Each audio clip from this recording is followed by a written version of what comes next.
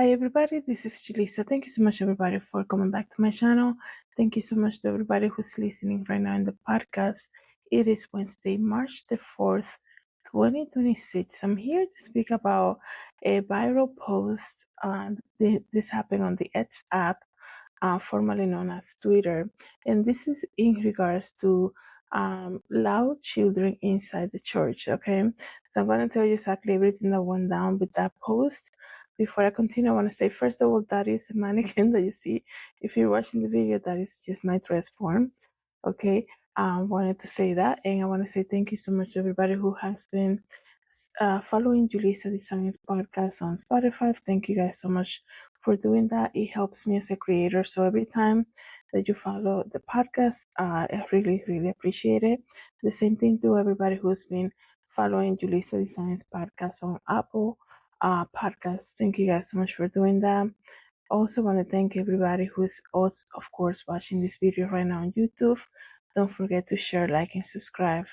So we know, guys, that in the last couple of years, church culture, I guess you can say, has become something out of this world, basically, and not like it has its positive things and it has its negative things.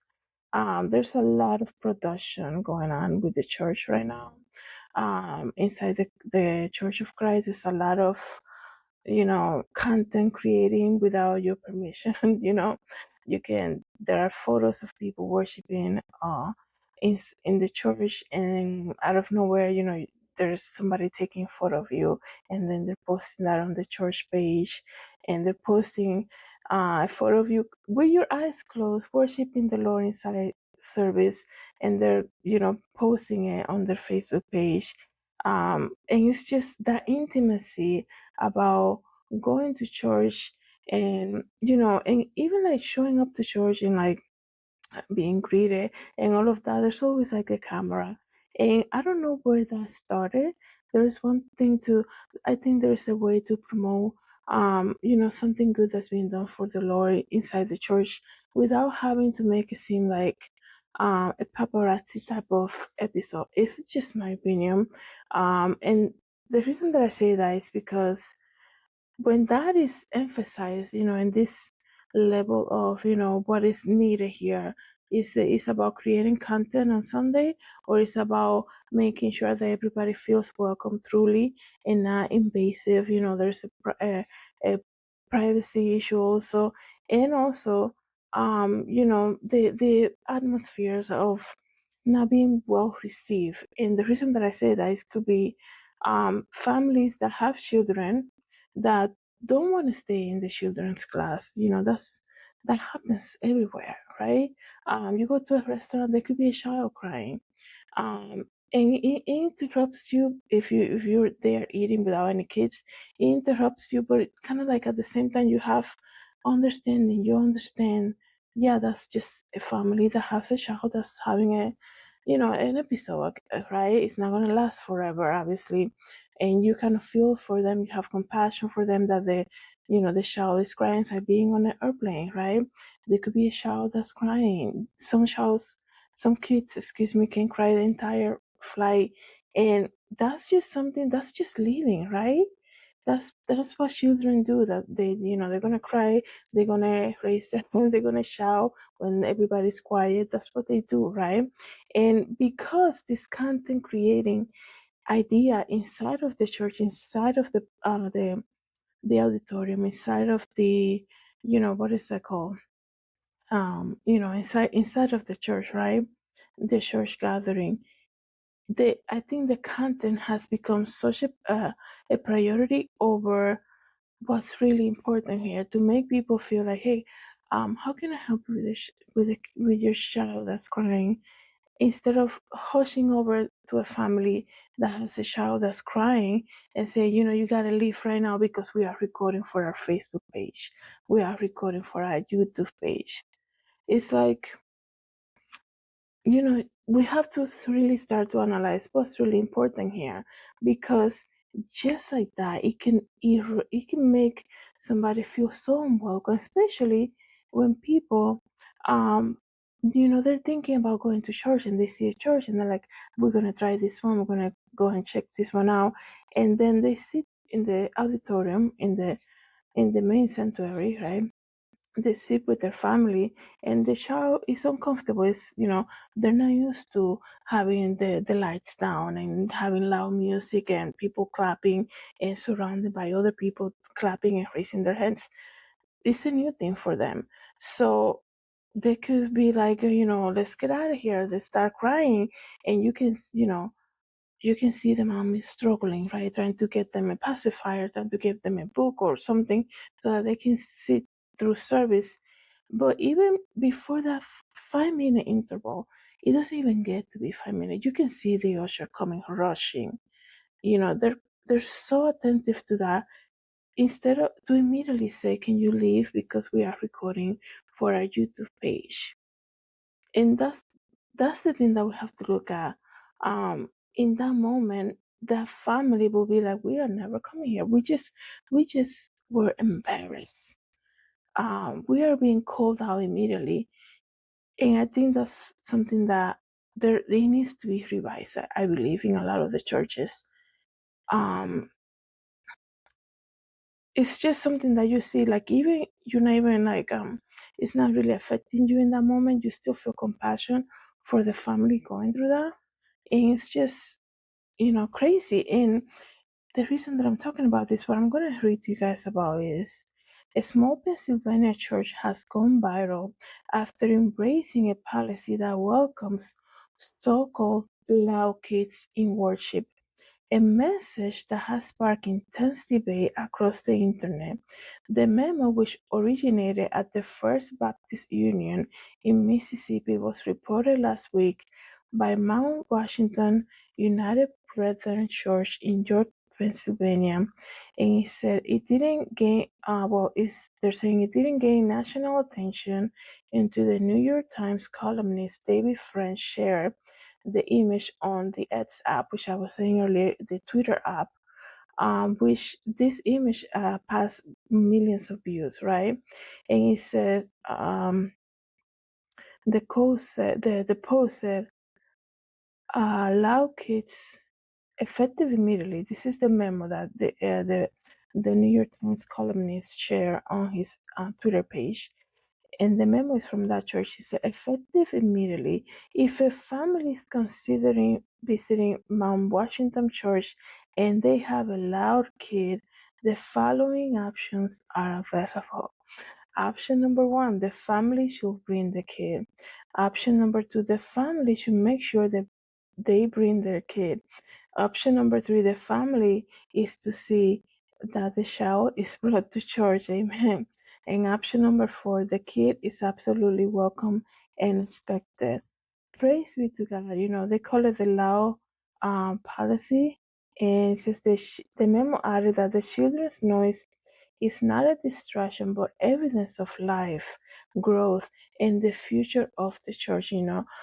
Think about it. When a baby is born, that cry is such a signal of health and alive, and kind of like that cry, even though it's a cry, when people hear that cry, because you see birth story. I'm not a mom, but when you see birth stories, and they just want to hear the baby cry to know if the baby's alive.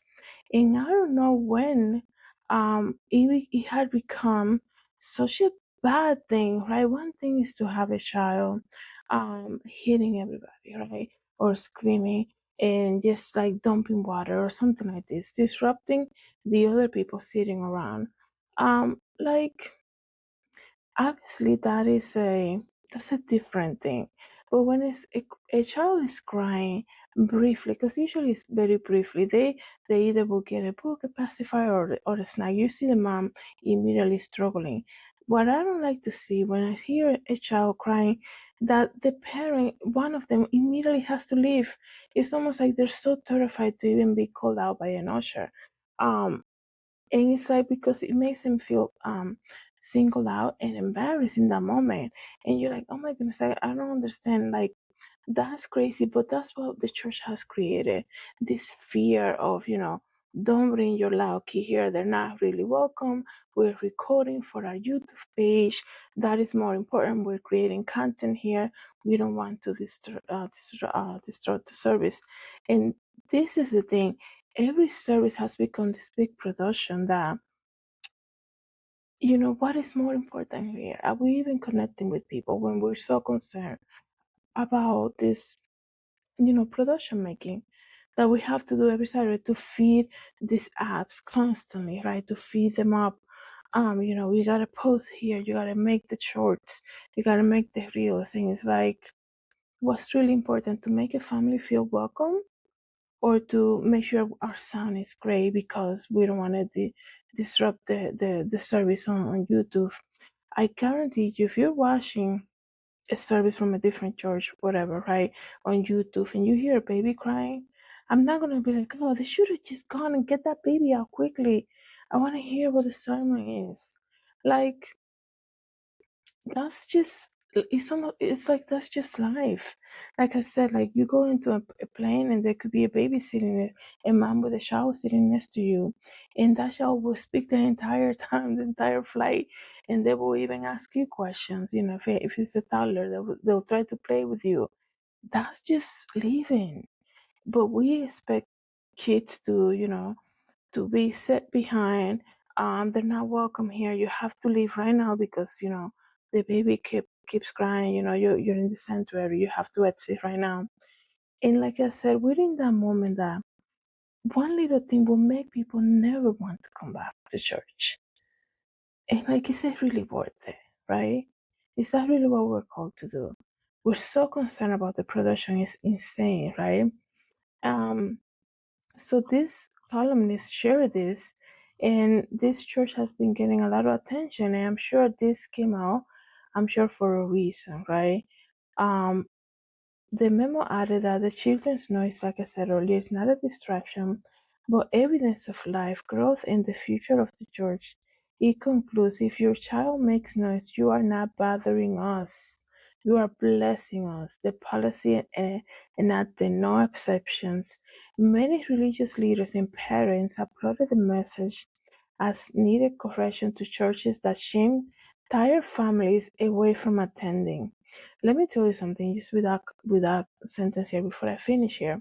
I used to be in charge of the children's ministry in a church years ago, and I remember there were so many kids, and I was like the only teacher, and I had ages from like a toddler to like, what, I don't even remember, like 7 years old. It should have been more divided, right? It was a small church. There wasn't enough room, like classroom. Some churches have like so many classrooms. We have just one little space. And I remember I would go on Wednesday night to kind of connect with the other people, and I would tell the mom, hey, I actually can help. I can use somebody else's help because it's a lot of kids, while I'm teaching, using the board and like writing on the board and teaching the older kids. I want somebody to attend to the little ones because I will bring like coloring pages for them, and I will watch what they're doing from far. And it was so hard to get any of these moms to help me out at least one Sunday. And this church on Sundays, it wasn't like, okay, by 12:30 we're done. The pastor, they were not like strict on timing. So it could be, if they were supposed to finish at 12:30, sometimes I think the latest I waited was like 2 p.m. just for them to release, to end the service, right? Because they were working, they were doing other stuff, right? There's a lot of prayer call and things like that. So I remember just being there, and I was like, there's such a need and nobody wants to help out. And I was like, this is crazy. There's a lot of kids, and I had one of the ushers, he would come by on and off and like check on me, make sure everything was good. But I was like, I need more help. And I remember talking to the moms when I would go like Tuesday nights, I think it was, and I would be like, I would love if you can help me out. At least once. And she's like, no. She's like, I get what you're saying, but when I get to send my kid to your class, that's like a break for me. And I was like, okay, I understand. And I was like, oh my goodness, they see it as a break when they send their kids to my class. And I was like, okay, I get it.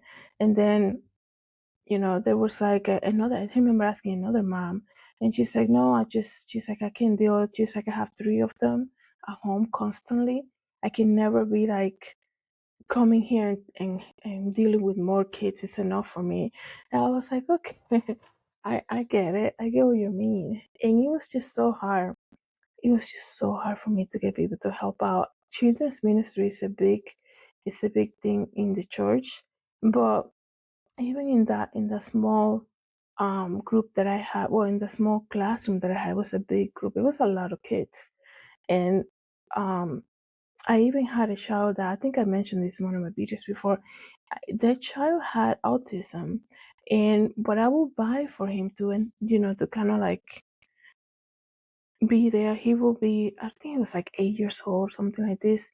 He will be, I used to just watch him a lot because I know he could get angry or he will be like hitting other people and stuff like that, hitting the other children. But during my time there, he didn't do that. I would buy him like puzzles and stuff like that so he can do coloring pages and things like this.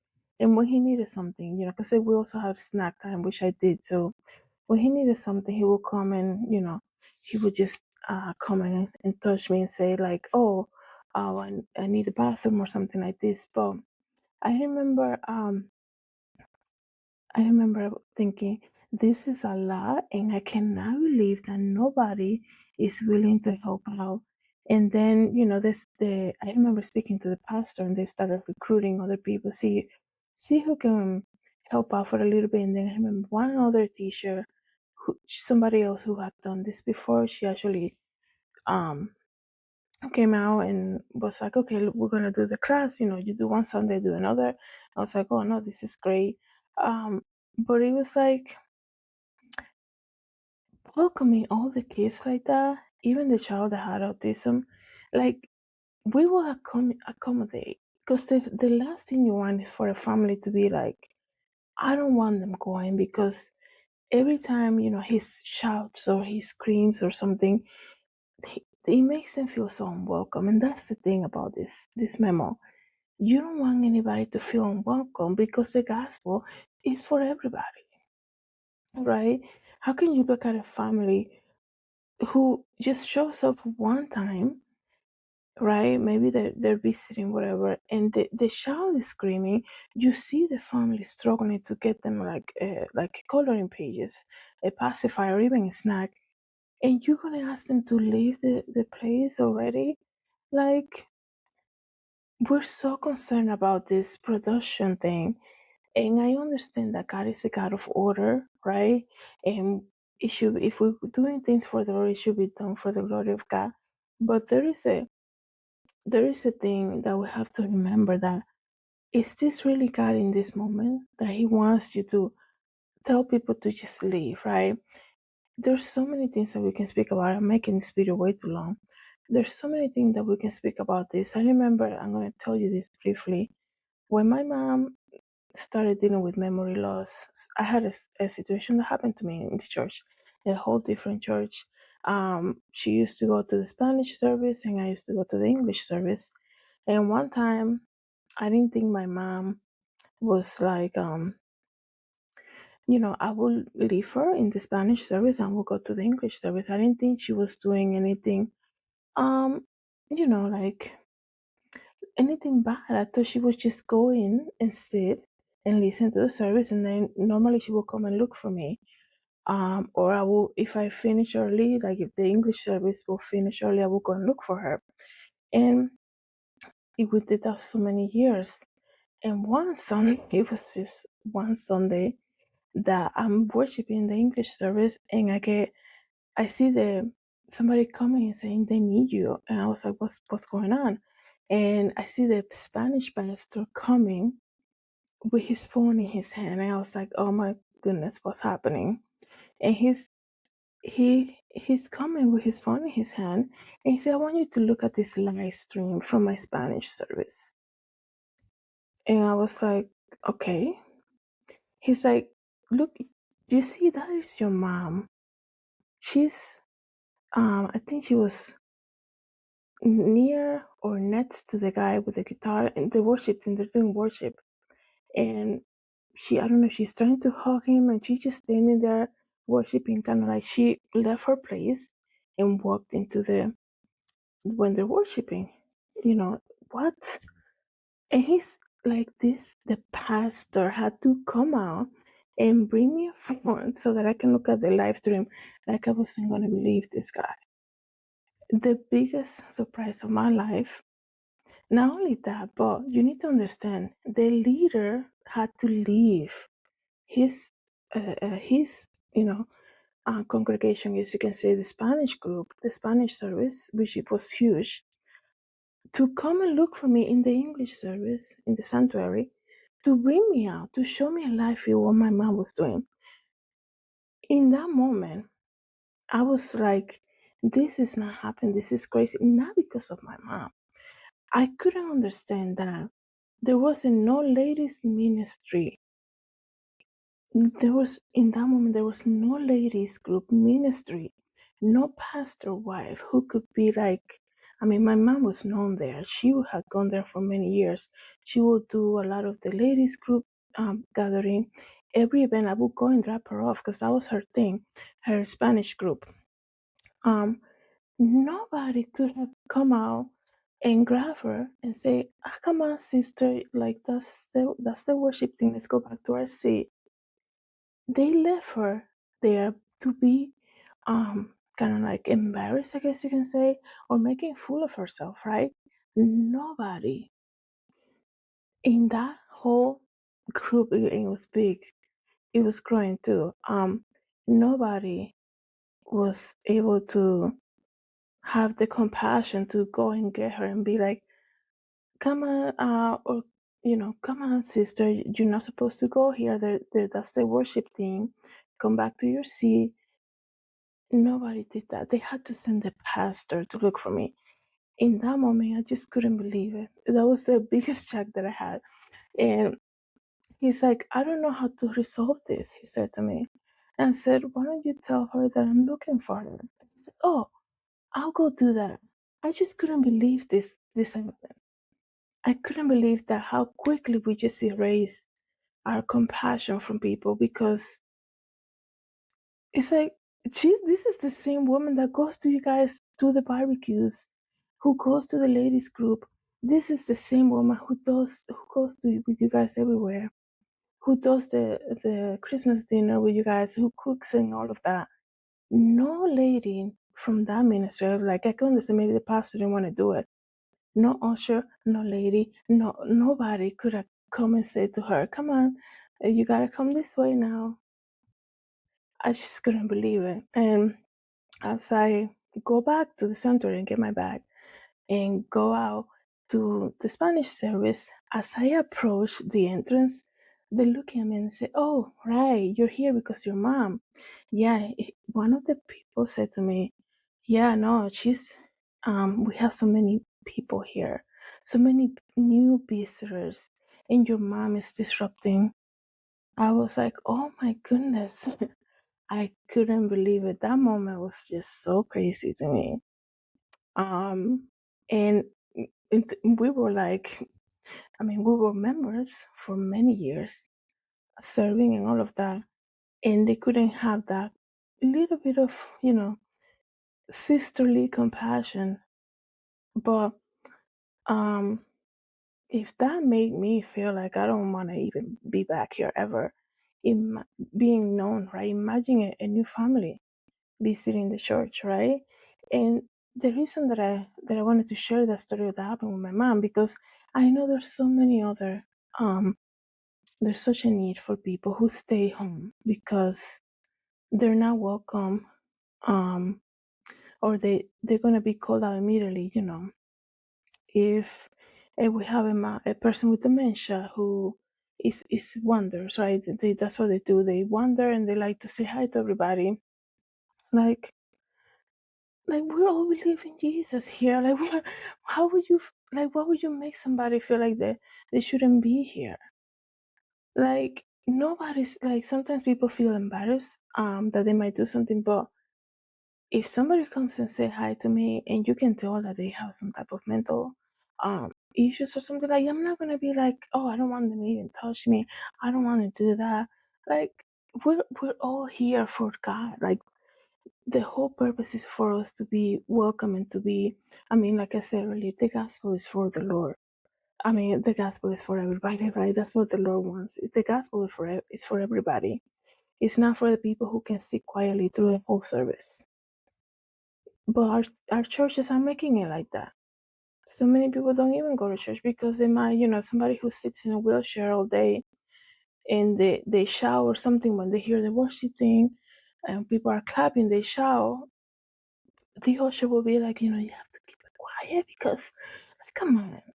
You see them in a wheelchair. Why are you even going to say anything? Nobody's going to complain about that, right? And like I said, I understand organization and, doing things in order and all of that. But I feel like at the same time, that constant, um, that constant thing to be a perfectionist, make sure the sound is amazing, because we have to feed to this YouTube audience. I'm not trying to say anything to anybody here, but I'm saying, like, we have to make sure that our viewers are listening. Like I said, anybody watching a YouTube on live from a church service that hears a baby crying on the background, they're not, like, who's gonna get annoyed about that? Like, if anything, if you think you're missing a whole revelation in that moment, ask God for revelation. Don't be like, let me email the pastor, make sure the ushers are doing their job because I heard a baby crying and I couldn't understand the service. If that's what you do, that's crazy. Okay, and I know people do emails too. I know people complain and do emails like that because we forget that love is like the main thing about the whole gospel is about love, right? And we forget all of that. Let's see what people are saying in the comments before I finish here. No one gets anything out of the service with screaming children. It's not cute. And that's what somebody said. Of course, right? That's what I just said. Some people will email about complaints like this. And people are children who are okay. It is a member's choice, and if that's what they choose, they have it. But it wouldn't work for me. I can either concentrate and reflect on the message in the moment, or I can be distracted by a noisy children. Going to church with babies has never been an issue with me. If they cry, they cry. Some parents can sit in a quiet room with their children if they wish. I do not have an issue with the children are running around wild screaming out of control. I do. Somebody said I have an issue. That's what I'm saying. If they're like disturbing, like people sitting around, like throwing things at them, throwing water or something like that, that's a different thing, right? But if they're screaming or just randomly shouting, I don't think that's a big issue. I don't think that's a big issue. I think we do when we immediately want to ask somebody to leave or to step away. Like, you have to understand, like I mentioned with the moms, that none of them wanted to help me because me teaching their children was like a break for them. They're already in church, like they're already there. I know it's a lot of work for them to even get prepared on a Sunday to go to church, and the child is gonna scream or shout for let's just say a minute, and immediately an usher's gonna come to them, you know, after they find their seat and all of that, after they find parking, and they're gonna say, "Can you step outside?" That's crazy. That's crazy. I think it needs to be revised. All of that needs to be revised.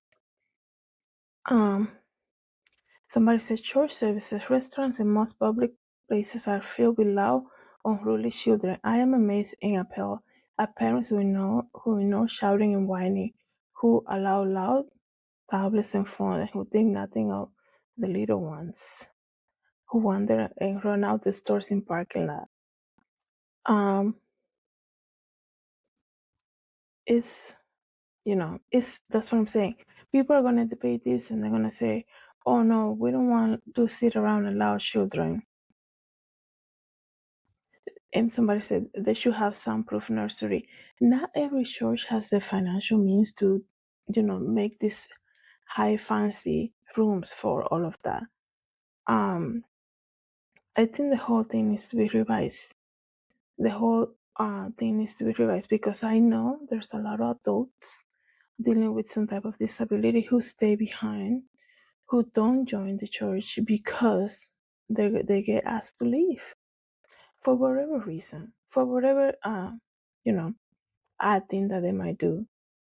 I remember teaching that child with autism, having him in my class. I would specifically I will create my lesson for the group, and then I will create something that I could do with him.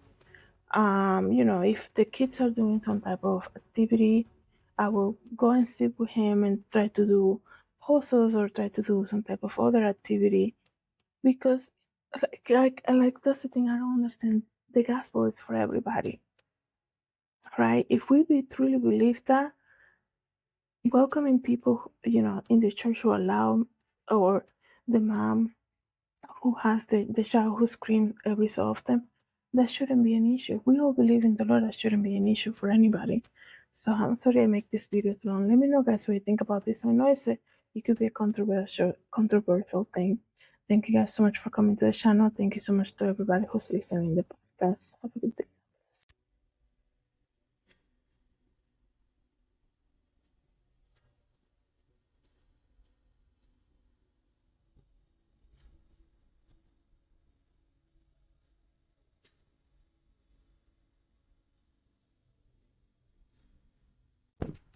Hi everybody, this is Julissa. Thank you so much for coming to my YouTube channel.